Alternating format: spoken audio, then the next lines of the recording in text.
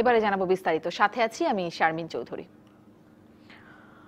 পাইলটের ভুলের কারণেই কাঠমান্ডুতে ইউএস বাংলার বিমান দুর্ঘটনা ঘটে বলে চূড়ান্ত প্রতিবেদন দিয়েছে নেপালের তদন্ত কমিশন। তবে এর সঙ্গে একমত নয় বাংলাদেশ সিভিল এভিয়েশন কর্তৃপক্ষ। তারা বলছে দুর্ঘটনার দায় নেপালের বিমানবন্দর কর্তৃপক্ষ এড়াতে পারে না। প্রতিবেদনে কৌশলে কন্ট্রোল টাওয়ারের দায় এড়িয়ে যাওয়া হয়েছে বলে মন্তব্য তাদের।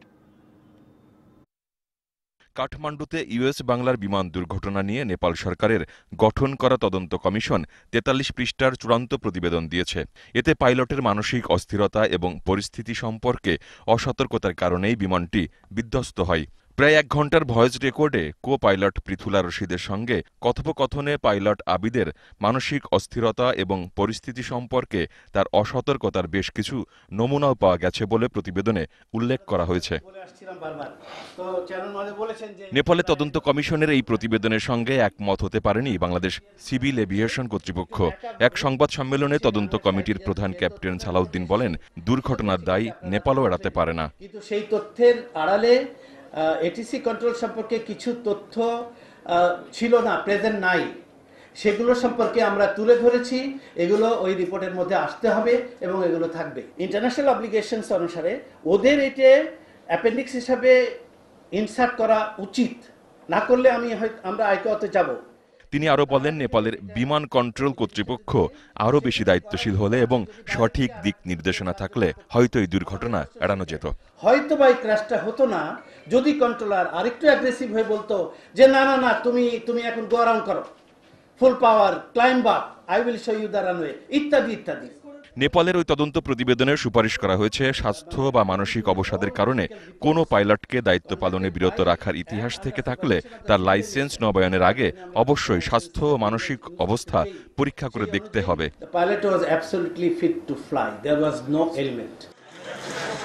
গত বছরের 12ই মার্চ ঢাকা থেকে ৭১ আরোহী নিয়ে কাঠমান্ডুতে নামার সময় বিধ্বস্ত হয় ইউএস বাংলার ফ্লাইট BS211।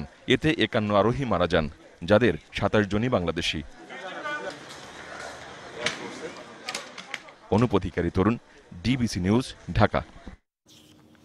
শপথ নেয়ার ব্যাপারে আগ্রহ প্রকাশ করেছেন জাতীয় ঐক্যফ্রন্টের শরিক দল গণফোরামের নির্বাচিত ২ সংসদ সদস্য। তাদের শপথ নেয়া নিয়ে আওয়ামী লীগ ও বিএনপি নেতাদের পাল্টাপাল্টি বক্তব্যের মধ্যেই ডিবিসি নিউজের কাছে শপথ নেয়ার ব্যাপারে ইতিবাচক মনোভাব প্রকাশ করেন তারা। ৩০শে ডিসেম্বরের নির্বাচনে ডক্টর কামাল হোসেনের নেতৃত্বে জাতীয় ঐক্যফ্রন্টের ৭ প্রার্থী বিজয়ী হন।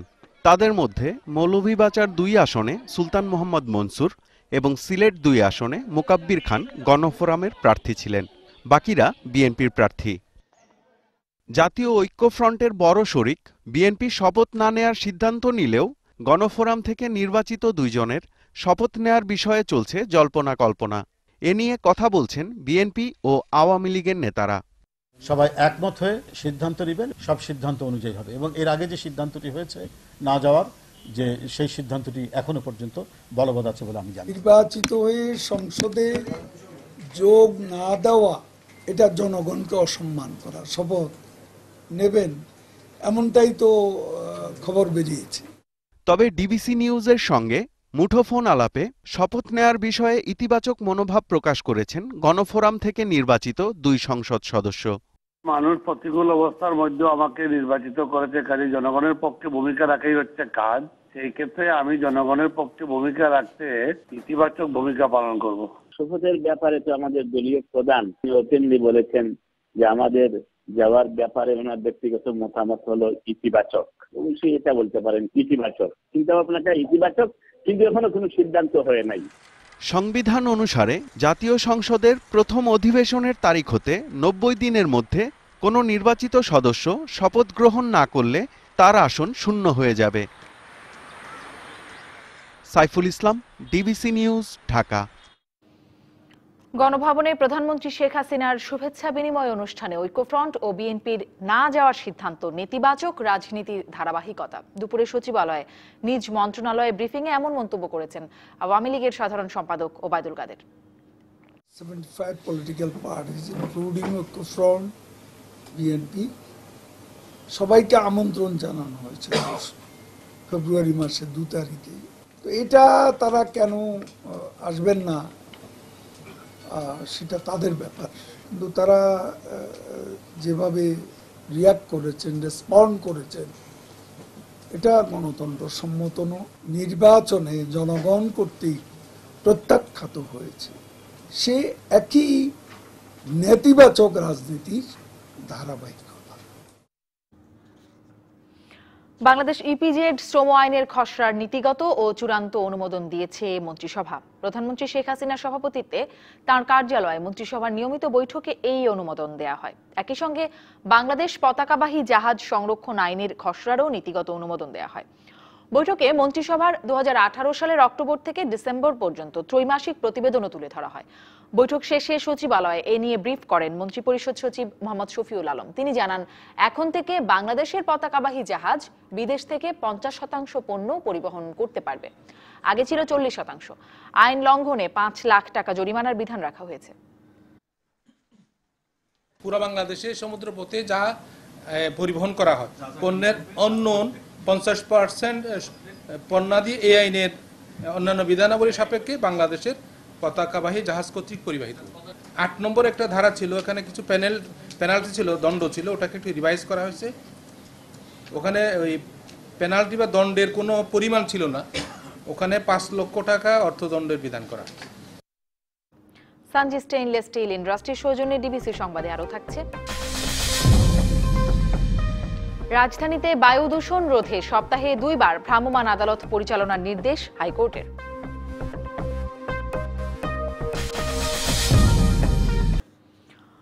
চট্টগ্রামে বিভিন্ন বিদ্যালয়ে দুর্নীতি দমন কমিশনের চেয়ারম্যানের অভিযান ও অনিয়মের বিরুদ্ধে কঠোর হুঁশিয়ারির পরও টনক নড়েনি সরকারি প্রাথমিক বিদ্যালয়গুলোতে। তার সতর্কবার্তার প্রতি বৃদ্ধাঙ্গুল দেখিয়ে পরের দিনই বিভিন্ন বিদ্যালয়ে দেরিতে উপস্থিত হন বেশিরভাগ শিক্ষক। কোনো ছাড় দেওয়া হবে না, কোয়ালিটি এডুকেশনে কোনো ছাড় দেওয়া হবে না। দুদক চেয়ারম্যানের এমন হুঁশিয়ারিতেও টনক নড়েনি চট্টগ্রামের সরকারি প্রাথমিক বিদ্যালয়গুলোতে। শিক্ষকদের সকাল 9টার মধ্যে উপস্থিত থাকার কথা থাকলেও নিয়ম মানছেন না বেশিরভাগ শিক্ষক। শ্রেণীকক্ষে শিক্ষার্থী উপস্থিত থাকলেও শিক্ষকের অভাবে ব্যাহত হচ্ছে পাঠদান।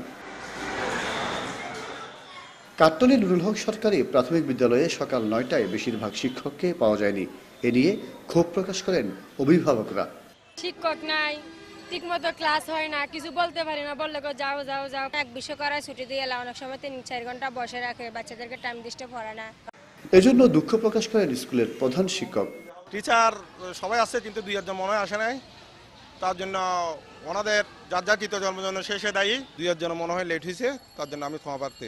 শীতলপুর বহুমুখী উচ্চ বিদ্যালয়ে নবম শ্রেণীর 27 শিক্ষার্থী এক বিষয়ে অকৃতকার্য হয়।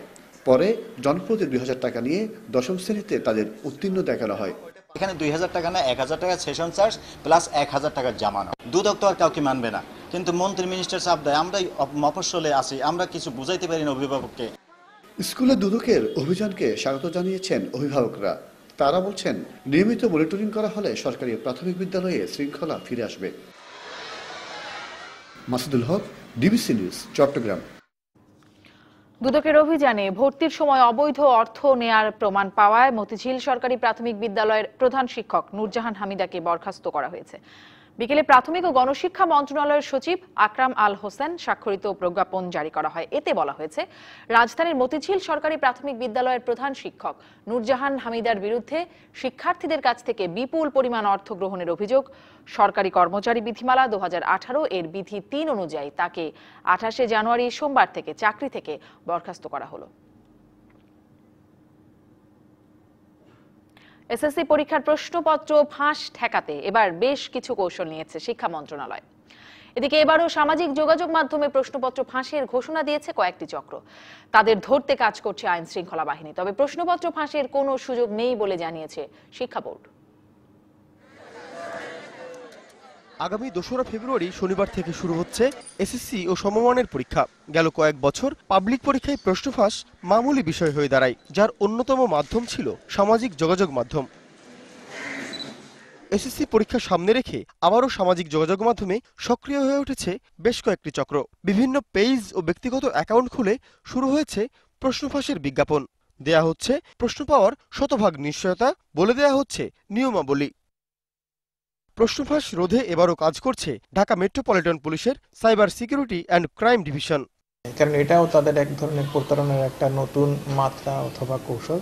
তা আমরা সেক্ষেত্রে প্রত্যাশা করব যে বিশেষ করে গার্ডিয়ান, অভিভাবক যারা আছেন বা শিক্ষার্থী যারা আছেন এই প্রতারণার ফাঁদে না পড়ে সরাসরি আমাদেরকে অবহিত করা। প্রশ্নফাঁস ঠেকাতে এবার বেশ কিছু ভিন্ন কৌশল নিয়েছে শিক্ষা মন্ত্রণালয়, যার মধ্যে রয়েছে অ্যালুমিনিয়াম ফয়েল প্যাকেটে প্রশ্নপত্র সরবরাহ। এই প্যাকেট কেউ খুললেই ধরা পড়ে যাবে। একাধিক সেটের প্রশ্নপত্র সরবরাহ করা হবে এবং পরীক্ষার ঠিক 30 মিনিট আগে বলা হবে কোন সেটে পরীক্ষা নিতে হবে। পরীক্ষার্থীদেরও হলে ঢুকতে হবে 30 মিনিট আগেই। কোনো অবস্থাতেই প্রশ্নপত্র ফাঁস কিংবা পরীক্ষার আগে কোনো প্রশ্নপত্র বাইরে যাবার কোনো সম্ভাবনাই নেই। ফলে কেউ যেন এই গুজবে কান না দেয়, কেউ যেন এই প্রতারণার শিকার না হয়। এবং অভিভাবকদের একটি দায়িত্ব আছে তার সন্তানকে যেন কোনো ধরনের অনৈতিক কাজের মধ্যে তারা না প্রবেশ করায়।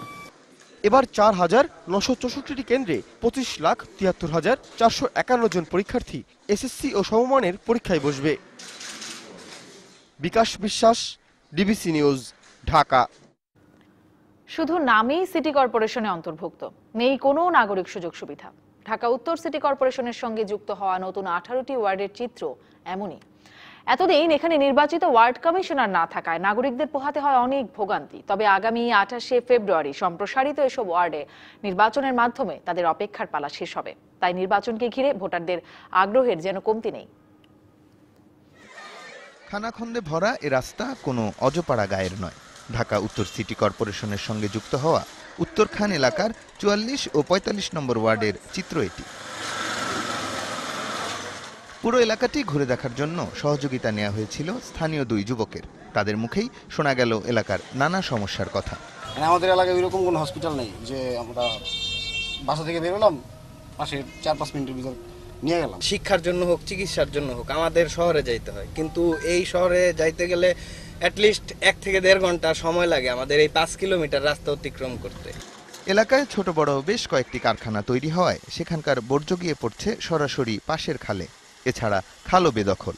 এ কারণে বর্ষায় এই এলাকার মানুষের পোহাতে হয় সীমাহীন দুর্ভোগ, আর অন্যান্য ভোগান্তি তো আছেই।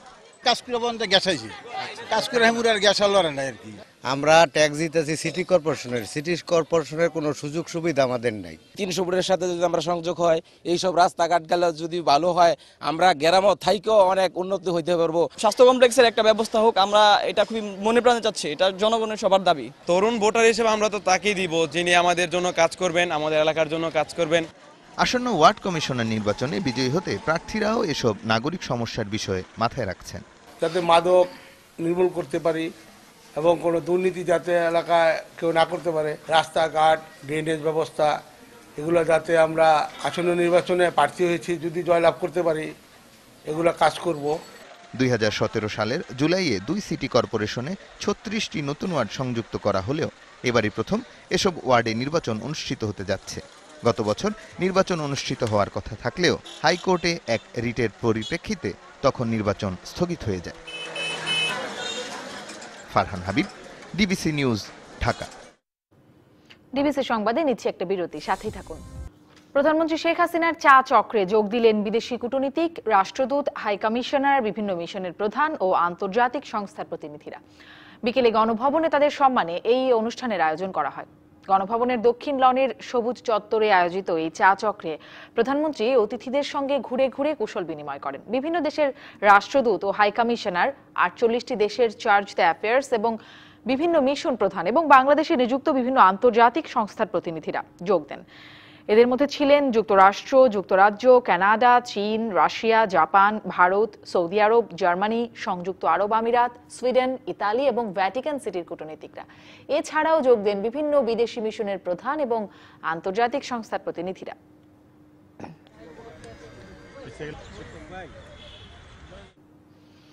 সুনির্দিষ্ট অভিযোগ ও তথ্য ছাড়া মামলা করা এবং মামলা নেয়া কেন অবৈধ নয় তা জানতে রুল জারি করেছে হাইকোর্ট। দুদকের মামলায় একজন আসামির পরিবর্তে অপর একজন নিরাপরাধ মানুষকে কারাগারে আটক রাখার একটি সংবাদের পরিপ্রেক্ষিতে হাইকোর্টের বেঞ্চ এই রুল জারি করে।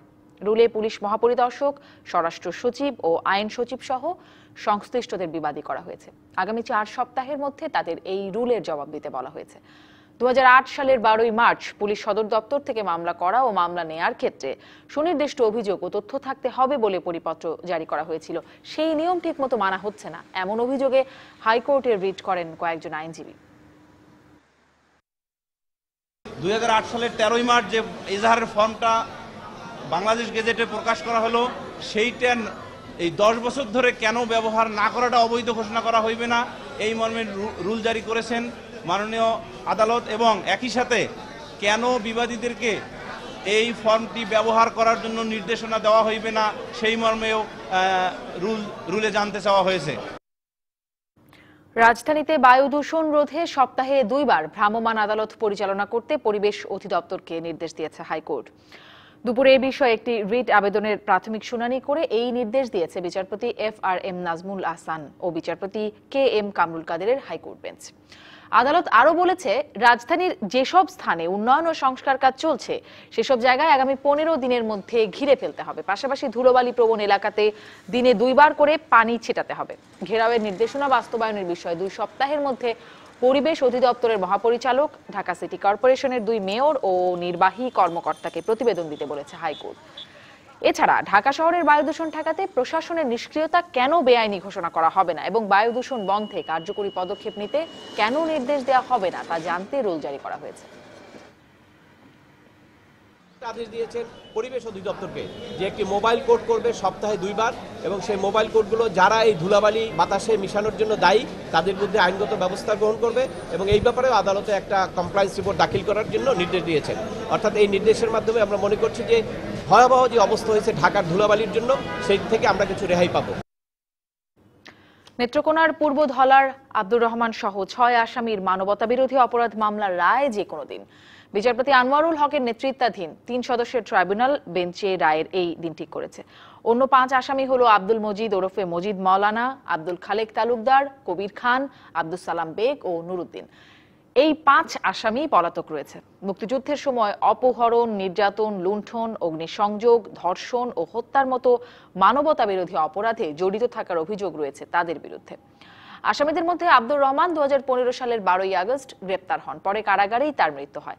নেত্রকোনার পূর্ব ধলার মুক্তিযোদ্ধা আব্দুল কাদির 71-এ তার বড় ভাই আব্দুল খালেককে হত্যার ঘটনায় এই 6 জনের বিরুদ্ধে 2013 সালে একটি মামলা করেন।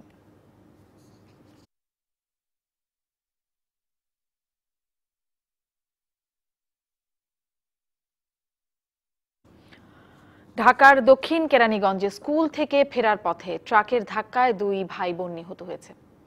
দুপুরে কেরানীগঞ্জের রাজেন্দ্রপুর মোল্লারপুর এলাকা থেকে এই দুর্ঘটনা ঘটে। এই ঘটনায় নিহতদের বাবা মোহাম্মদ জালিম গুরুতর আহত হয়েছেন। হাসনাবাদ কসমোপলিটন স্কুল অ্যান্ড কলেজের 6ষ্ঠ শ্রেণীর ছাত্রী আফরিন ও 4র্থ শ্রেণীর শিক্ষার্থী আফসার 2 ভাই বোন স্কুল ছুটির পর অপেক্ষা বাসায় ফেরার।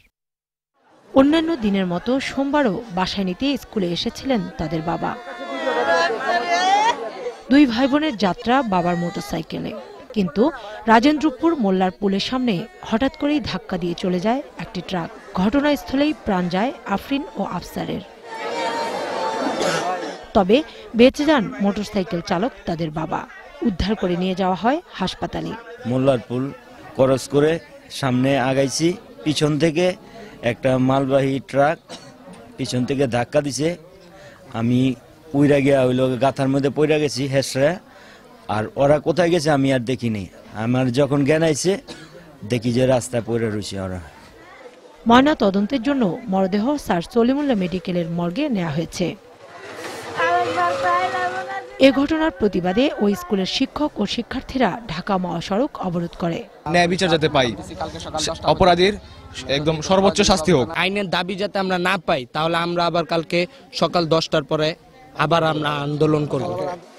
কেরানীগঞ্জ থানার ভারপ্রাপ্ত কর্মকর্তা জানান, ট্রাকটি আটক করা হলেও পালিয়ে গেছে চালক ও সহকারী। DBC news desk. এদিকে ময়মনসিংহ, মাদারীপুর ও নাটোরে আলাদা সড়ক দুর্ঘটনায় 4 জন নিহত হয়েছে। আহত হয়েছে অন্তত 21 জন। ময়মনসিংহের ত্রিশালে বাস ও 2 ট্রাকের ত্রিমুখী সংঘর্ষে 2 জন নিহত হয়েছে। আহত হয়েছেন 21 জন। পুলিশ জানায়, সকাল 8:30টায় ঢাকা থেকে ময়মনসিংহগামী একটি বাসের সঙ্গে বিপরীত দিক থেকে আসা আরেকটি বাসের সংঘর্ষ হলে হতাহতের এই ঘটনা ঘটে। এতে ঘটনাস্থলেই 2 জনের মৃত্যু হয়। পরে পুলিশ ও স্থানীয়রা আহতদের উদ্ধার করে হাসপাতালে পাঠায়। এছাড়া সকালে মাদারীপুরের শিবচরে চাল ভর্তি ট্রাক উল্টে পথচারী নিহত হয়। নাটোরের লালপুরে বাসের ধাক্কায় ব্যবসায়ীর মৃত্যু হয়েছে। সানজি স্টেইনলেস স্টিল ইন্ডাস্ট্রির সৌজন্যে ডিবিসি সংবাদে আরো থাকছে। ভেনেজুয়েলায় বিরোধী নেতার কিছু হলে ছাড় না দেওয়ার হুঁশিয়ারি যুক্তরাষ্ট্রের, হুমকি প্রত্যাখ্যান প্রেসিডেন্ট মাদুরোর।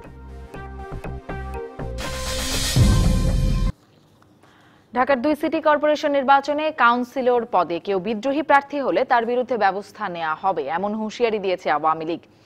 সোমবার বিকেলে ধানমন্ডিতে আওয়ামী লীগ সভাপতির কার্যালয়ে একথা জানান দলের সভাপতিমণ্ডলীর সদস্য অবসরপ্রাপ্ত কর্নেল ফারুক খান। ঢাকার 2 সিটির সংযুক্ত নতুন ওয়ার্ড ও সংরক্ষিত আসনের কাউন্সিলর পদে মনোনয়ন প্রত্যাশীদের সাক্ষাৎকার নেওয়া হয়। মনোনয়ন দেওয়ার ক্ষেত্রে দলের জন্য ত্যাগ ও এলাকায় তার অবদানের বিষয় বিবেচনা করা হবে বলেও জানানো হয় মনোনয়ন প্রত্যাশীদের। আমাদের দলে কখনো বিজয়ী প্রার্থী হয় না।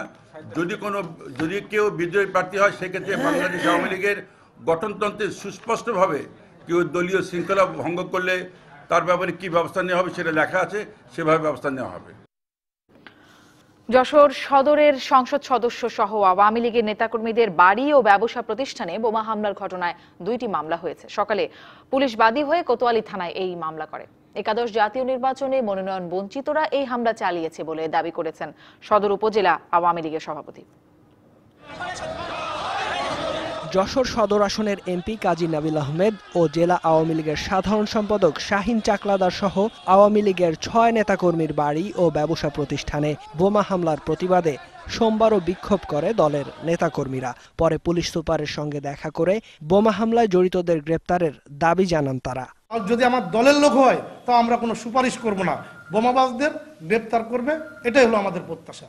এর আগে সকালে পুলিশ বাদী হয়ে কোতোয়ালি থানায় 2টি মামলা করে। সিসি ক্যামেরা দেখে জড়িতদের শনাক্ত করা হয়েছে বলে জানান ভারপ্রাপ্ত কর্মকর্তা।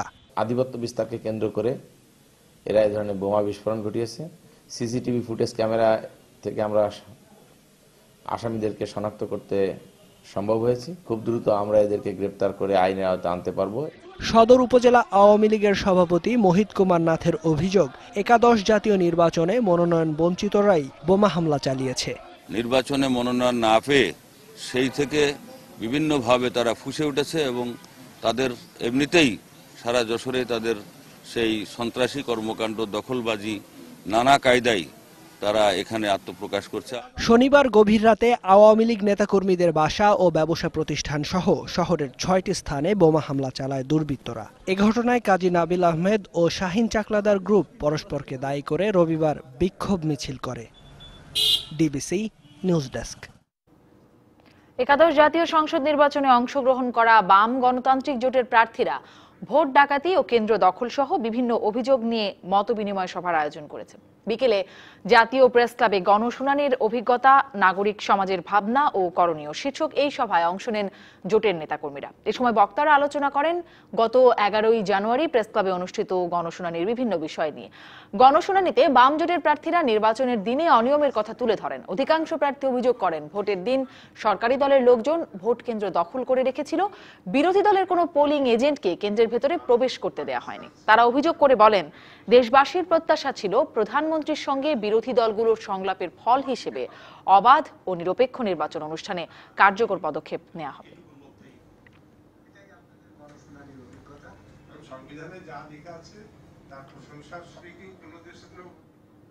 ডিবিসি সংবাদে নিচ্ছে আরো একটা বিরতি, সাথেই থাকুন।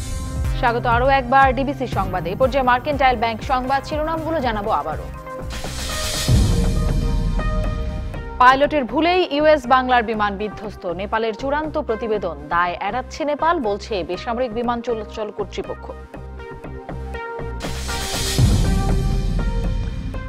শপথ নিতে চান জাতীয় ঐক্যফ্রন্টের শরিক গণফোরাম থেকে নির্বাচিত সংসদ সদস্য সুলতান মোহাম্মদ মনসুর ও মোকাব্বির খান।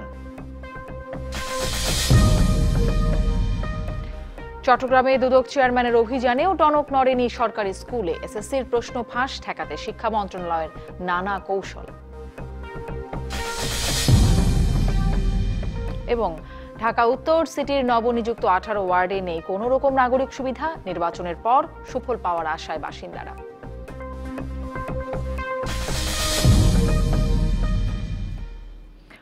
বাংলা একাডেমি সাহিত্য পুরস্কার 2018 ঘোষণা করা হয়েছে। কবিতায় কাজী রোজি, কথা সাহিত্যে মোহিত কামাল, প্রবন্ধ ও গবেষণায় সৈয়দ মোহাম্মদ শাহেদ ও মুক্তিযুদ্ধ ভিত্তিক গবেষণায় পুরস্কার পেয়েছেন আফসান চৌধুরী।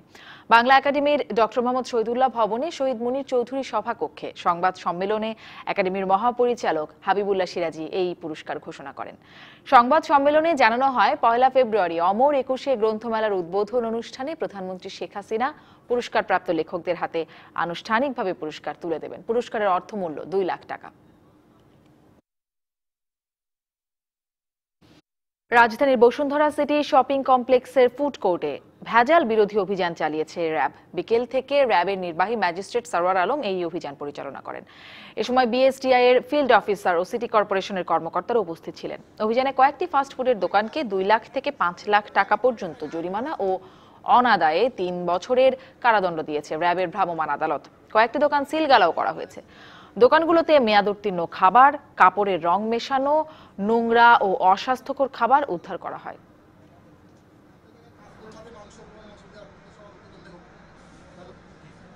এখানে প্রায় অনেকগুলো দোকানে আমরা দেখলাম অত্যন্ত অস্বাস্থ্যকর এবং নোংরা পরিবেশ, যেটা আসলে এই বসুন্ধরা ফুড কোর্টে দেশের স্বনামধন্য একটি বড় মার্কেটের ফুড কোর্টে এটি কিন্তু আমরা কোনোভাবেই এক্সপেক্ট করতে পারি না।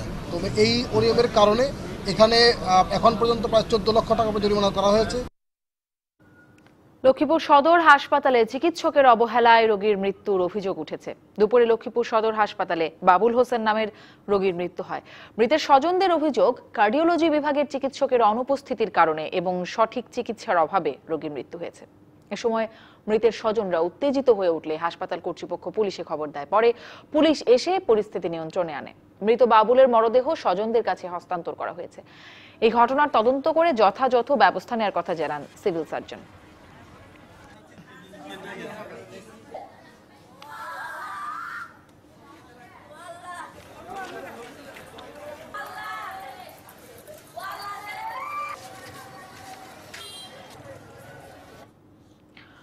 অকাল প্রয়াত চিকিৎসক অধ্যাপক ডক্টর রাকিবুল ইসলাম লিটুকে স্মরণ করলেন তার স্বজন সহ বিভিন্ন শ্রেণী পেশার মানুষ। স্মরণ সভায় তারা বলেন, চিকিৎসক রাকিবুল ইসলাম লিটু ছিলেন দরিদ্র মানুষের বন্ধু।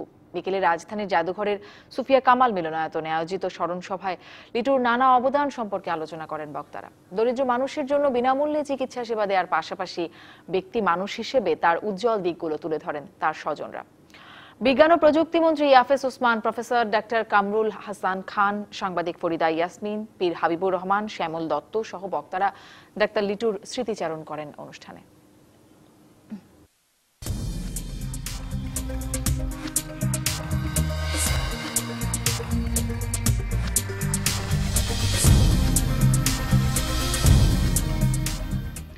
শেষ হলো ঢাকা বিশ্ববিদ্যালয়ের সঙ্গীত উৎসব। উৎসবের সমাপনী আয়োজনে সঙ্গীত পরিবেশন করেন বিশ্ববিদ্যালয়ের সঙ্গীত বিভাগের শিক্ষক ও শিক্ষার্থীরা।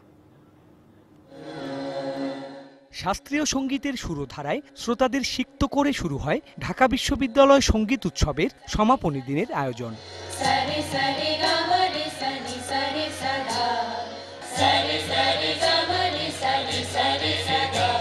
শীতের মিহি কুয়াশার চাদরে ঢাকা সন্ধ্যায় রাগাশ্রয়ী সুরে সুরে মুখরিত হয়ে থাকে ছাত্র শিক্ষক কেন্দ্র প্রাঙ্গণ।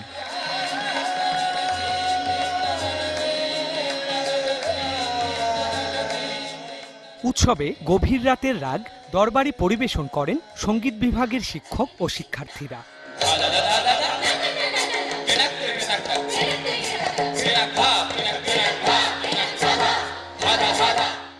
গম্ভীর প্রকৃতির রাগ দরবারির খেয়াল ঠুমরির সাথে ভিন্নধর্মী তারানার পরিবেশনায় উচ্ছল হয়ে ওঠে উৎসব প্রাঙ্গণ।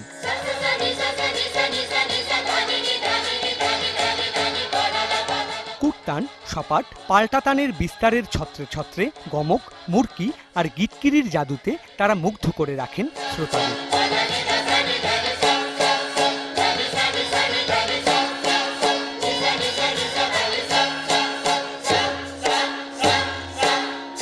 Sourav Bappa, DBC news, Dhaka.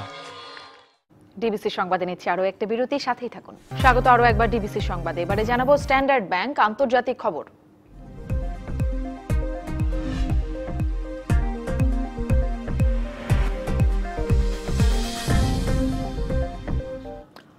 ভেনেজুয়েলায় বিরোধী দলীয় নেতা হুয়ান গুয়াইদো ও কোনো মার্কিন কূটনীতিককে হুমকি দিলে পাল্টা ব্যবস্থা নেওয়ার ঘোষণা দিয়েছে যুক্তরাষ্ট্র। রবিবার টুইট বার্তায় নিকোলাস মাদুরোকে এই হুঁশিয়ারি দেন মার্কিন জাতীয় নিরাপত্তা উপদেষ্টা জন বোল্টন। এটিকে হুমকি প্রত্যাখ্যান করে আলোচনায় সমস্যার সমাধানের আহ্বান জানিয়েছেন দেশটির প্রেসিডেন্ট মাদুরো। তবে তার আহ্বানে সাড়া না দিয়ে আগামী বুধ ও শনিবার দেশ জুড়ে বিক্ষোভের ডাক দিয়েছেন গুয়াইদো। পরিস্থিতি মোকাবেলায় সেনাবাহিনীকে প্রস্তুত থাকার নির্দেশ দিয়েছেন মাদুরো। গত সপ্তাহে যুক্তরাষ্ট্র সহ প্রায় 20টি মিত্র দেশ বিক্ষোভকারী গুয়াইদোকে ভেনেজুয়েলার অন্তর্বর্তী প্রেসিডেন্ট স্বীকৃতি দেয়। সহিংসতার অভিযোগ এনে ফ্রান্সে গত 11 সপ্তাহ ধরে চলা ইয়েলো ভেস্ট আন্দোলনকারীদের বিরুদ্ধে এবার পাল্টা বিক্ষোভে নেমেছে হাজারো মানুষ। রবিবার 10,000-এরও বেশি মানুষ প্যারিসের রাস্তায় নেমে দেশটির প্রেসিডেন্ট ইম্যানুয়েল ম্যাক্রনের প্রতি সমর্থন জানায়। এ সময় দেশের পরিস্থিতি স্বাভাবিক করা এবং আইন শৃঙ্খলা পরিস্থিতি নিয়ন্ত্রণে আনতে কর্তৃপক্ষের প্রতি আহ্বান জানায় বিক্ষোভকারীরা। বিক্ষোভের সময় ইয়েলো ভেস্ট আন্দোলনকারীরা পাল্টা অবস্থান নিলেও কোনো সহিংসতার ঘটনা ঘটেনি। গত বছরের নভেম্বর থেকে শুরু হওয়া ওই আন্দোলনটি সম্প্রতি সহিংস আকার ধারণ করলে পুলিশের সাথে সংঘর্ষে জড়ায় ইয়েলো ভেস্ট আন্দোলনকারীরা। এখন পর্যন্ত আন্দোলনে 10 জন নিহত এবং প্রায় 2000 জন আহত হয়েছে। অনূর্ধ্ব 19 ক্রিকেটের খবর। সিরিজের প্রথম ওয়ানডেতে কাল মাঠে নামবে বাংলাদেশ ও ইংল্যান্ডের যুব দল। কক্সবাজারের শেখ কামাল আন্তর্জাতিক স্টেডিয়ামে ম্যাচ শুরু সকাল 9টায়। ইংল্যান্ডের বিপক্ষে সিরিজের শুরুটা হয়েছে দুর্দান্ত। নিজেদের অভিষেক টি20তে ইংলিশদের 7 উইকেটে হারিয়েছে টাইগার যুবারা। সেই অনুপ্রেরণা থেকেই ওয়ানডেতেও জয়ের ব্যাপারে আত্মবিশ্বাসী আকবর আলীরা। বসে থাকবে না ইংল্যান্ডও। টি20তে হারের প্রতিশোধ নিতে মরিয়া ওরা। জয় দিয়ে ওডিআই সিরিজ শুরু করতে চাইবে দু দলই। সংবাদে এই ছিল এখনকার মতো। এরপর রাজকাহন নবনীতা চৌধুরীর সাথে দেখার আমন্ত্রণ রইল। ডিবিসির সঙ্গেই থাকুন 24 ঘন্টা।